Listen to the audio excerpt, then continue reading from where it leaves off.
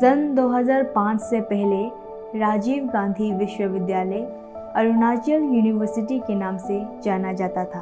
4 फरवरी 1984 में तत्कालीन प्रधानमंत्री इंदिरा गांधी ने रोनो हिल्स दोईमुख में इसकी आधारशिला रखी थी।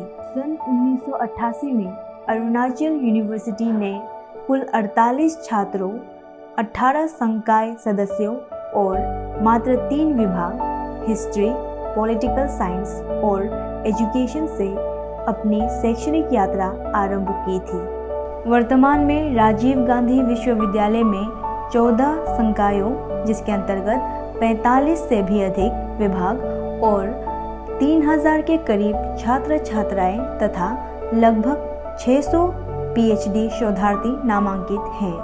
राजीव गांधी विश्वविद्यालय लगातार विकास की ओर अग्रसर है। हाल ही में राष्ट्रीय मूल्यांकन एवं प्रत्यायन परिषद नाग द्वारा आरजीयू को ए ग्रेड मान्यता दी गई, जो अपने आप में एक बड़ी उपलब्धि है।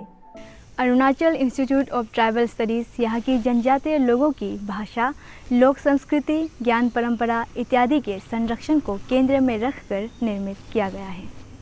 आइए देखते हैं कैसे एआईटीएस में पारंपरिक ज्ञान परंपरा और आधुनिक ज्ञान को एकीकृत कर अरुणाचल तथा भारतीय ज्ञान परंपरा को समृद्ध किया जा रहा है। जहाँ भी यूनिवर्सिटी होता है वहाँ पे यूनिवर्सिटी का कुछ रोल होता है टुवर्ड्स द सोसाइटी।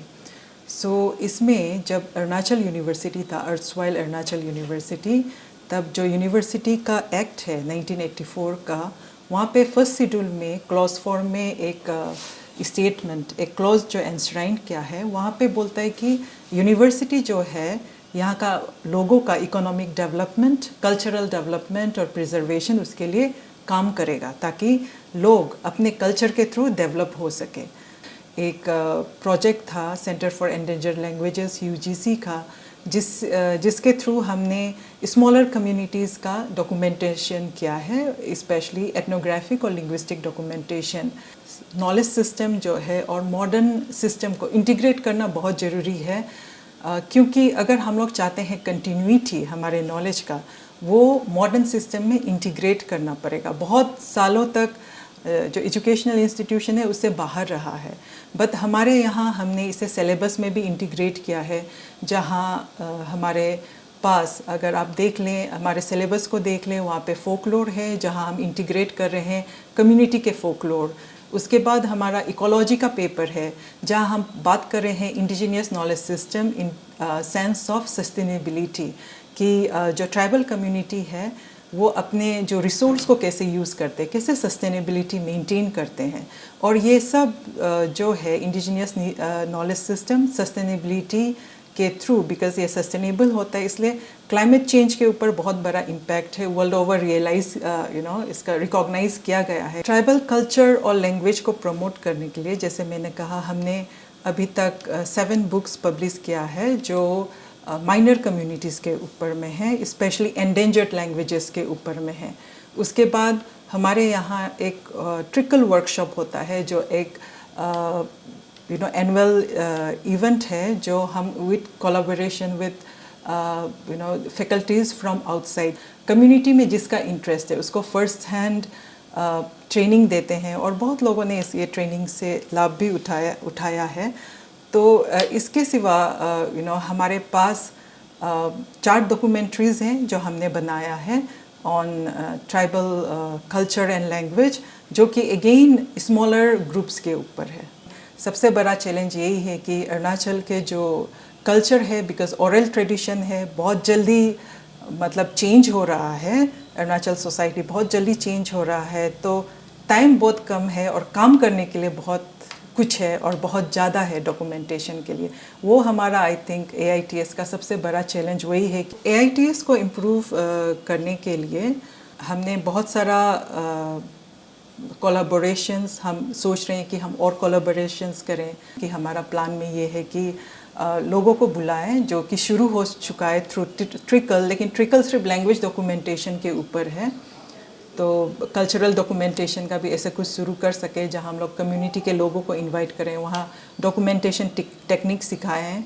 कम्युनिटी के लोग से डॉक्यूमेंटेशन करवाना बहुत इम्पोर्टेंट होता है, क्योंकि वो ज़्यादा जानते हैं। और हम लोग अगर फील्ड में जाए, पूछना पड़े, पूछ के फिर समझना पड़ता है, उसमें बहुत टाइम लग जाता है। तो हम लोग इनकॉर्पोरेट कर रहे हैं रिसर्च प्रोसेस में ये कम्युनिटी के लोगों को और अपने स्टूडेंट्स को, कम्युनिटी के लोगों को ये ना फील करा के कि हम इंटरफेयर कर रहे हैं। इंटरवेंशंस कैसे करें कम्युनिटी डेवलपमेंट के लिए।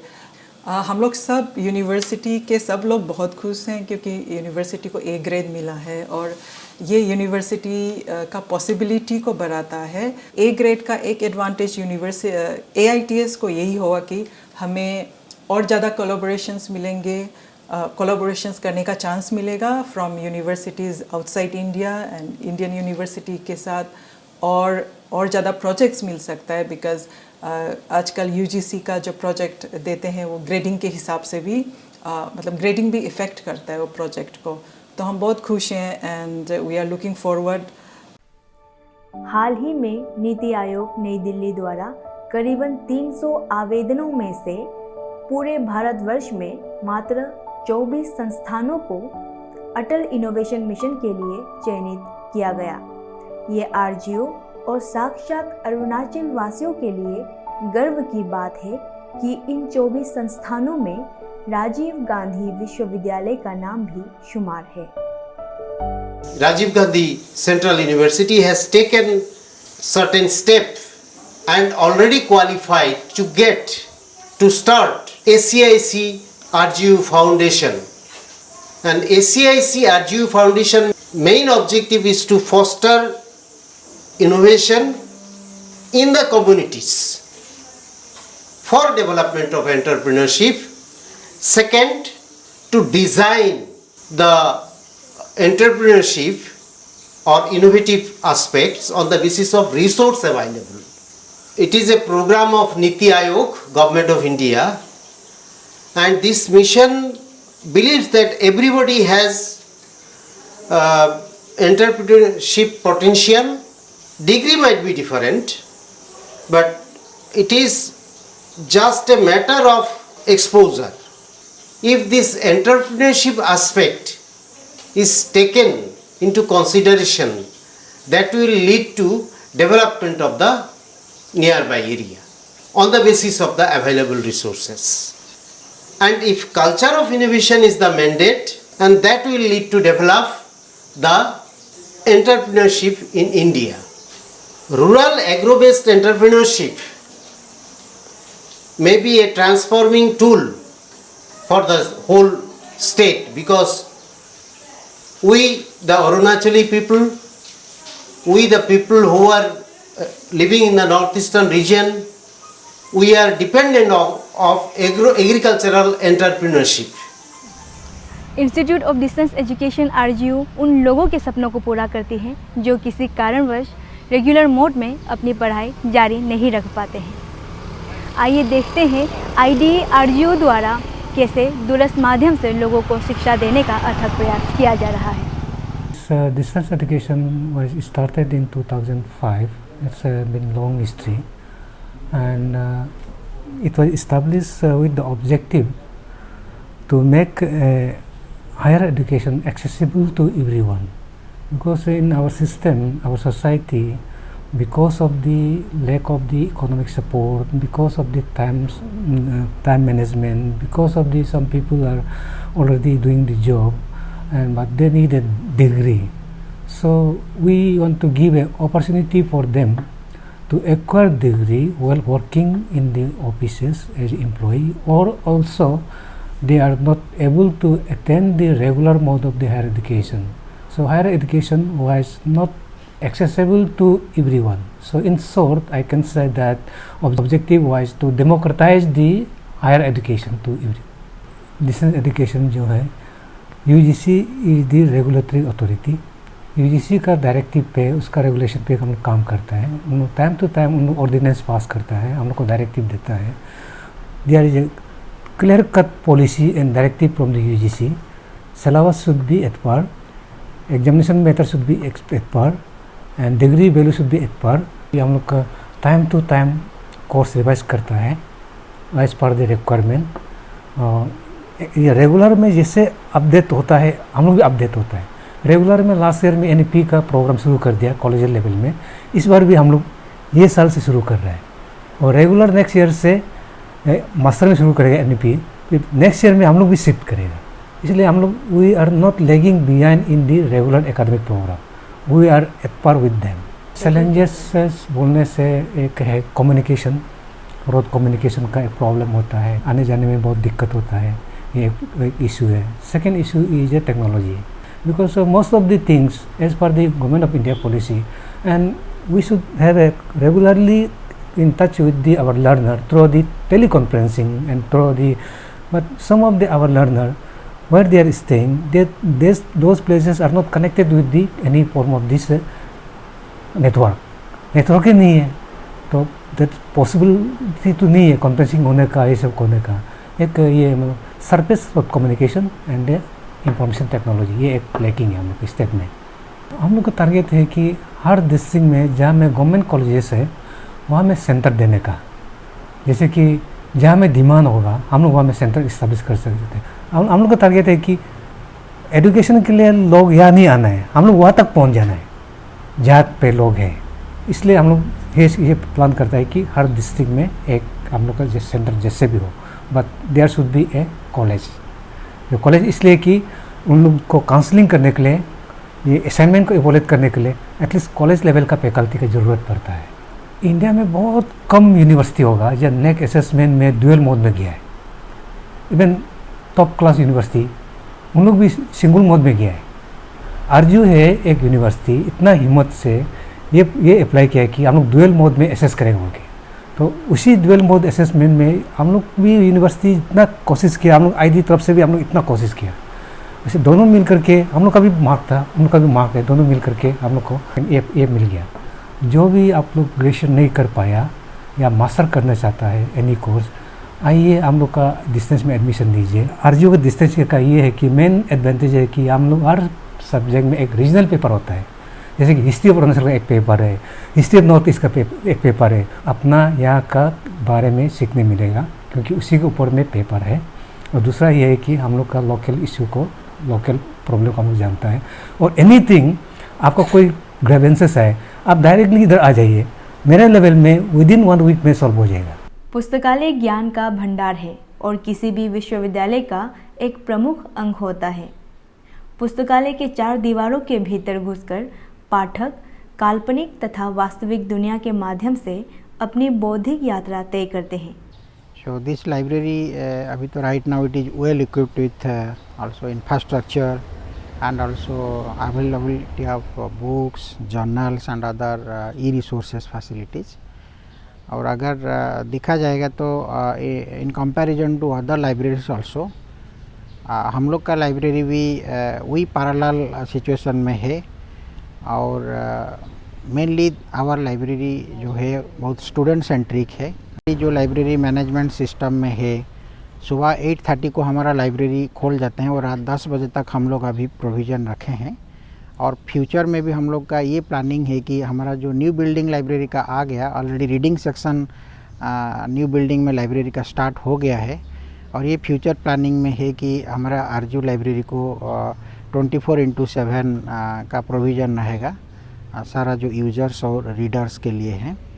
अगर कम्प्लीटली लाइब्रेरी का अगर रिसोर्सेज दिखा जाए, राइट नाउ हमारा 85,000 प्रिंटेड बुक्स है, 49 प्रिंटेड जर्नल्स है एंड 17,000 ई रिसोर्सेस है like e books and other e online journals, online facilities are also. और सारा जो PhD थेसिस, वो थेसिस भी सौदगंगा साइट में UGC का डायरेक्शन का हिसाब से ऑलरेडी अपलोडेड है। ऑल थेसिस जितना 559 थेसिस सौदगंगा साइट में अपलोडेड है, जिसी को रिसर्च स्कॉलर भी अवेल करते हैं। और अनदर इम्पोर्टेंट थिंग हमारा जो लाइब्रेरी का है, अगर दिखा जाए हमारा लाइब्रेरी अभी डिजिटल लाइब्रेरी फॉर्म में है। हमारा लाइब्रेरी जो इंस्टीट्यूशनल रिपोजिटरी जिसी को बोला जाता है IR, अभी लाइब्रेरी हमारा ई लाइब्रेरी सिस्टम में इंटीग्रेटेड हो गया है। अगर उसमें स्टूडेंट्स जो मिनिमम फैसिलिटीज अवेल करना चाहिए in terms of book issue, return और सारा इंटीग्रेटेड मैनर में है। और डिफरेंट सॉफ्टवेयर भी लाइब्रेरी प्रोक्योर कर रहा है। रेगुलरली हमारा लाइब्रेरी जो एक पार्ट है यूजर्स के लिए रेगुलरली जो कंकरेंट बुक्स होते हैं, कंकरेंट एडिशंस होता है, रेफरेंस बुक्स होता है, टेक्स्ट बुक्स होता है, वो सब ईयरली प्रोक्योर किया जाता है। ये जनरली हमारा लाइब्रेरी में मैक्सिमम फैसिलिटीज अवेलेबल है। और नाक विजिट का टाइम में भी अगर लाइब्रेरी का जो पॉइंट था, ग्रेड पॉइंट था, जितना मिनिमम पॉइंट असेसमेंट पॉइंट था, लाइब्रेरी को फुल से फुल मिला है। तो ये एक बहुत बड़ा बात है कि ये इंडिकेट करता है कि हमारा लाइब्रेरी कितना वेल इक्विप्ड है। हमारा आरजीयू लाइब्रेरी में स्पेशल कलेक्शन अब अगर दिखा जाए 600 गिफ्टेड बुक्स है, और वो जो गिफ्टेड बुक्स है these are gifted and donated by faculty members, eminent personalities, and we have also rare book of collection around 5000 rare book of collection से, जिसी को बाइंडिंग फॉर्म में अभी वेरी सुन वो सब आ जाएंगे। जो अवेलेबल होगा वो डिजिटल फॉर्म में भी अवेलेबल होगा और हार्ड बाइंडिंग में भी अवेलेबल होगा वो कलेक्शन से ऑलरेडी। और उसी को छोड़ के भी डिफरेंट पीरियडिकल भी है और डिफरेंट जर्नल्स भी है और उसी का डिफरेंट सेक्शन से जिसमें वो सब अवेलेबल रहता है। ये ऐसा एक लाइब्रेरी है जो नॉर्थ ईस्ट इंडिया में शायद दो पहले जो लाइब्रेरी मैनेजमेंट इंटीग्रेटेड सिस्टम लागू किया है। ये 2000 13-14 से लागू हो चुका है। एक कोहा सर्वर है और जिसमें सारा कुछ जो एक्सेस कर सकते हैं बच्चे लोग, मोबाइल फ़ोन से भी, उसका एंड्रॉयड फ़ोन से भी, बार कोड से भी एक्सेस कर सकते हैं कि वेदर बुक्स आर अवेलेबल और नॉट। और RFID सिस्टम भी है जो थेफ्ट को पकड़ने के लिए, कोई अगर किताब किसी को लिया जाता है तो ये भी वेल इंटीग्रेटेड है। कोई किसी बाहर लाइब्रेरी का किताब को भी बाहर लेके नहीं जा सकता है। आवर लाइब्रेरी इनफ्लिमनेट का साथ और क्लाउड सर्वर का साथ जुड़ा हुआ है और UGC का गाइडलाइन का हिसाब से भी, जैसे कि ई-शोध सिंधु है और इवन ऑल्सो IEEE सॉफ्टवेयर भी हम लोग प्रोक्योर कर रहे हैं। राजीव गांधी यूनिवर्सिटी का central library it is also parallel to the central library of the main lands also, जिसी का वजह से ही हम लोग का अच्छा ग्रेड भी नाक विजिट का टाइम में मिला है। छात्र, पूर्व छात्र तथा शिक्षकगण किसी भी शैक्षणिक संस्थान की आत्मा होती है। आइए जानते हैं उनका अनुभव और सुनते हैं उनसे आरजीयू की विकास यात्रा। मैं आरजीयू यहाँ ज्वाइन की थी way back in 1992। I was just a young lady. I just had done my MPhil और मैं जस्ट 24 साल की थी जब मैंने ज्वाइन किया था इस यूनिवर्सिटी को। It has just grown in leaps and bounds. मैं ये कहूँगी कि एक समय था जब हमारे कैंपस में एलिफेंट्स, हाथी आते थे और हम लोगों को पानी नहीं मिलता था क्योंकि वो पाइप्स उखाड़ के चले जाते थे।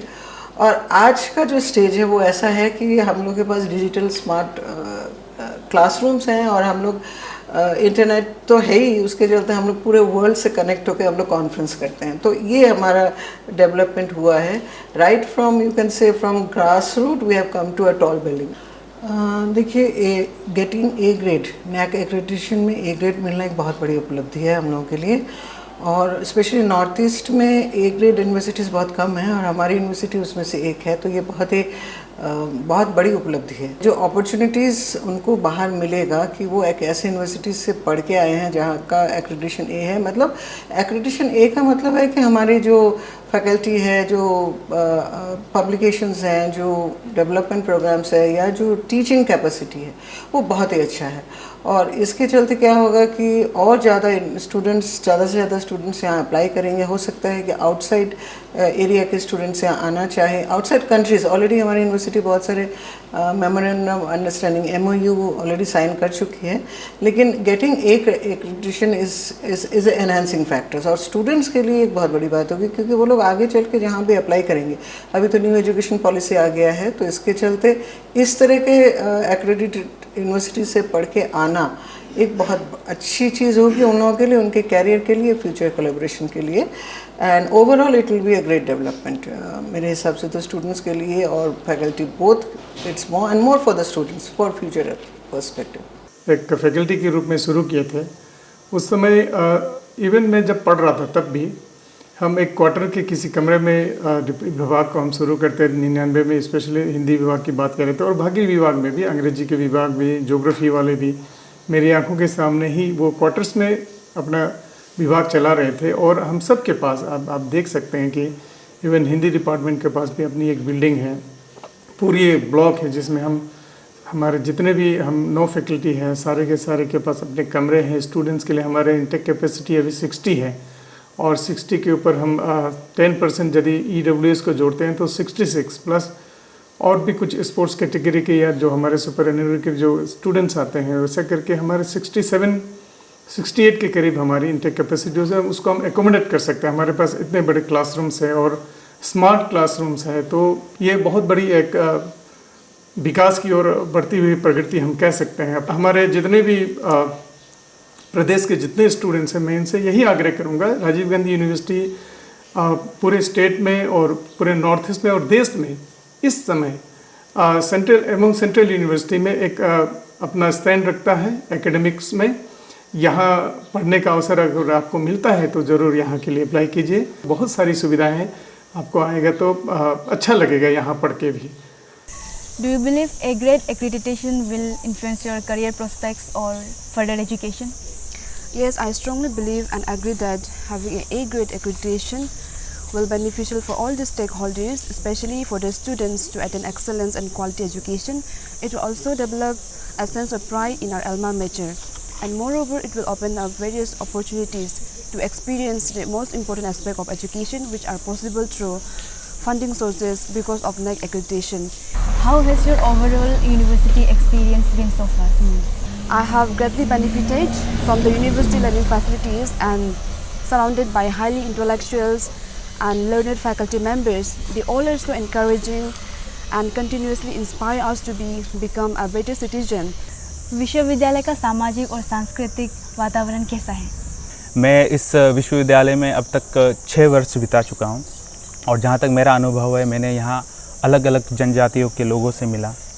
जो अरुणाचल के विभिन्न अन्य अलग कोने से जो जनजातियाँ आई हैं यहाँ इकट्ठे हुए हैं। खुद मेरे ही क्लास में मैं जैसे पुरोहित हो गया, उसके बाद में मिसमी, इन जनजातियों से मेरा परिचय ही नहीं था। तो मैं जब इस विश्वविद्यालय में आया तो उन जनजातियों से जब मेरा मुलाकात हुआ तो मुझे बहुत कुछ जानने को मिला। केवल अरुणाचल के नहीं बल्कि असम से भी कई जनजाति के लोग आते हैं। तो कहीं ना कहीं ये विश्वविद्यालय हमें अलग अलग जगह से जोड़ता है। 84 में अरुणाचल यूनिवर्सिटी बोल के करके वहाँ सब्जेक्ट सिर्फ 2 दिया था, history and political science, 2 department का ही था। तो दोनों डिपार्टमेंट का ये हम फर्स्ट बैच हम लोग एडमिशन किया है। फर्स्ट बैच 86 का 84-86 का फर्स्ट बैच है। उसमें भी स्टूडेंट भी बहुत कमती था। तो उस समय फर्स्ट बैच वही सिर्फ 3 था। तो उसी में क्या बोल के एडवांटेज हुई था, हम लोग पोस्ट इज्जत करने का अरुणाचल में करने मिला, वो एक एडवांटेज हुआ है। ए ग्रेड मिलने का बाद फिर उसको सेलिब्रेशन के लिए भी हम लोग को बुलाया था। जो मैं आज स्पेशली प्रोफेशनली है ना, व्यावसायिक तौर से या व्यक्तिगत, वो यूनिवर्सिटी का ही मैं कहूँ, कॉलेज और यूनिवर्सिटी का ही देन है। बिल्कुल जुड़ी हुई मैं इंग्लिश डिपार्टमेंट की हूँ, तो इंग्लिश डिपार्टमेंट का अपना अलमनी एसोसिएशन है। फिर यूनिवर्सिटी का भी जो कॉमन अलमनी एसोसिएशन है उसके साथ भी मैं जुड़ी हुई हूँ। व्हाट्सएप ग्रुप है, तो ऐसे मैं अपडेटेड हूँ मैं। और इस बार जो ये हुआ था अलमनी एसोसिएशन का मीट हुआ था, उसमें भी गई थी।